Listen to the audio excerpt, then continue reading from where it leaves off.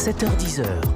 Avec Ève Roger et à présent Ma vie demain. C'est notre rendez-vous avec le futur, le monde d'après Covid, raconté par des intellectuels. Aujourd'hui, Ève, vous recevez la philosophe Julia de Funès, auteure de Ce qui changerait tout sans rien changer, aux éditions de l'Observatoire. Bonjour Julia de Funès.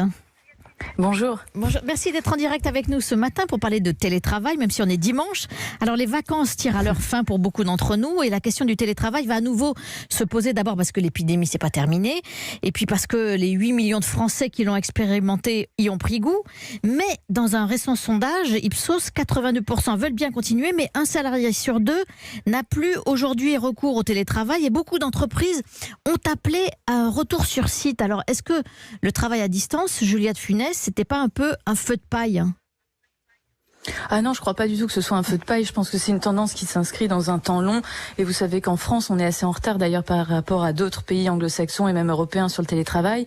Vous l'avez dit, 73% des... Enfin non, vous l'avez pas dit, mais vous l'avez dit en chiffres, mais 73% des salariés plébiscitent le télétravail, ce qui montre qu'il y a une tendance vraiment de fond. Là, évidemment, c'est un effet un petit peu un ricochet, c'est-à-dire qu'on a peur aussi que tout le monde soit en travail à distance et qu'il n'y ait plus du tout de moyens, de moments, de réunions et de travail collectif. Donc c'est pour ça, je pense qu'on revient un peu dessus. Mais à terme, bien sûr que le télétravail se généralise, se massifie, et évidemment, il avance certains avantages qui sont non contestables, non contestés aujourd'hui. Oui, alors on a le sentiment que les chefs d'entreprise, ils ont un peu peur finalement de ce goût qu'ont les salariés pour le télétravail, et ça va pas s'arranger avec la crise économique qui nous attend en cette rentrée. Voilà, c'est ça, la réticence au télétravail, c'est maintenant une peur, une angoisse qu'on peut très bien comprendre, qui est très légitime, parce qu'il s'agit de faire confiance à ces salariés, on ne les a plus sous la main, on ne les voit plus, donc il y a évidemment un pari sur eux à faire, une confiance à laisser, et la confiance c'est à la fois très facile parce que ça se décide, je décide ou non de vous faire confiance, et c'est en même temps très difficile parce que c'est responsabilisant et on ne sait jamais comment l'autre va se comporter.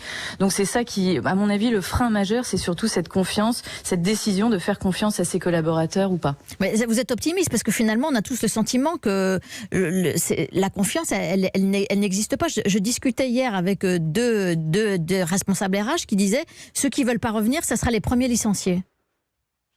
Ah oui, alors il ne s'agit pas d'être optimiste, je pense que c'est du réalisme pragmatique. Ceux qui ne font pas confiance, les dirigeants, et j'en connais, il y a, par exemple Pascal Desmurger qui dirige la Maïf, a un management par la confiance très fort, Sébastien Bazin d'accord aussi, enfin je pourrais en citer plusieurs, et ceux qui ne rentrent pas, c'est pas du tout au sens moralisateur que je dis ça, mais ceux qui ne rentrent pas dans ce management par la confiance ont beaucoup de chances de perdre effectivement leurs salariés, et vous savez que maintenant le marché du travail s'est renversé, c'est pas les candidats qui attendent d'être recrutés, c'est aussi les entreprises qui ont énormément de mal à recruter et à attirer les candidats. Et ceux qui ne sont pas, celles qui ne sont pas dans cette logique de confiance ont énormément de mal parce que maintenant proposer un travail sans télétravail, ça paraît totalement archaïque. Oui, c'est ça.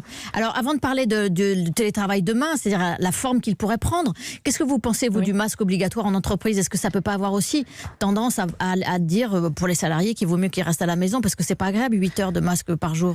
Exactement, c'est encore un point fort pour le télétravail parce que vous avez vu ce que la ministre du Travail semble annoncer mardi, c'est-à-dire en plus du masque, les plexiglas dans les open space. Déjà que l'open space est un lieu compliqué, difficile, pas très agréable pour les salariés. Si on rajoute en plus des plexiglas et du masque, il vaut vraiment mieux télétravailler, c'est beaucoup plus agréable, beaucoup plus confortable. Je vois pas. Et puis les gens qui considèrent qu'on est plus collectif, qu'on se réunit mieux, qu'on parle mieux ensemble dans les open space, vous voyez à quel point c'est faux. Je vois pas pourquoi être dans des clapiers en verre ou en plexiglas rendrait les rapports plus denses, plus forts, plus fructueux entre collaborateurs.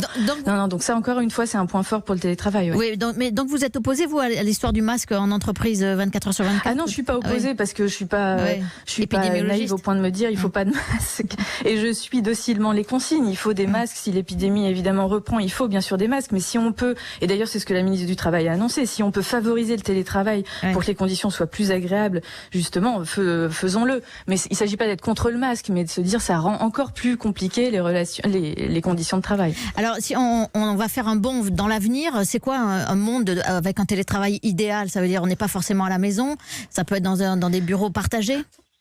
Oui, exactement. Alors c'est pas du tout. Parfois on pense le télétravail comme travailler chez soi, ce qui est très difficile et ce qui amplifie certaines inégalités sociales. C'est un des gros inconvénients du télétravail. Ceux qui n'ont pas une place dédiée ou un bureau possible dans leur logement, c'est très compliqué de télétravailler. On l'a vu en période de confinement, au milieu des enfants, des chiens, des chats, etc. C'est très compliqué. Donc non, le télétravail, et il y a beaucoup d'innovations qui sont en train de se créer. Je citais tout à l'heure Sébastien Bazin à Corps, et je cite aussi Stéphane Ben-Simon qui dirige Woodjoe. Vous savez, c'est un exemple parmi d'autres, mais qui était anciennement Nextdoor et qui s'allie, qui crée un partenariat pour transformer, pour créer beaucoup d'espaces de coworking, c'est-à-dire pouvoir descendre en bas de chez soi pour ne pas travailler chez soi, mais être à 5 minutes de chez soi et ne pas être au bureau pour autant. Donc il y a beaucoup de formes d'hybridation possibles qui sont en train de se créer, et c'est par l'innovation qu'on va pallier aux inconvénients du télétravail, parce que bien sûr qu'il y en a, mais c'est pas en revenant sur le télétravail, là on aurait l'impression d'une régression terrible. Donc c'est vraiment par l'innovation, par l'avancée qu'on va vraiment pallier à ces inconvénients-là. Donc effectivement, l'avenir du télétravail, c'est une souplesse, une agilité pour travailler de n'importe où. Et avoir la confiance effectivement de ses supérieurs. Parfait, on croise les doigts. Merci beaucoup Julia de Finesse d'avoir été avec nous ce matin sur Europe 1, même un dimanche, presque en télétravail. Je rappelle le titre de votre livre, Ce qui changerait tout sans rien changer, aux éditions d'Observatoire. C'est une version numérique. Europe 1, 9h53.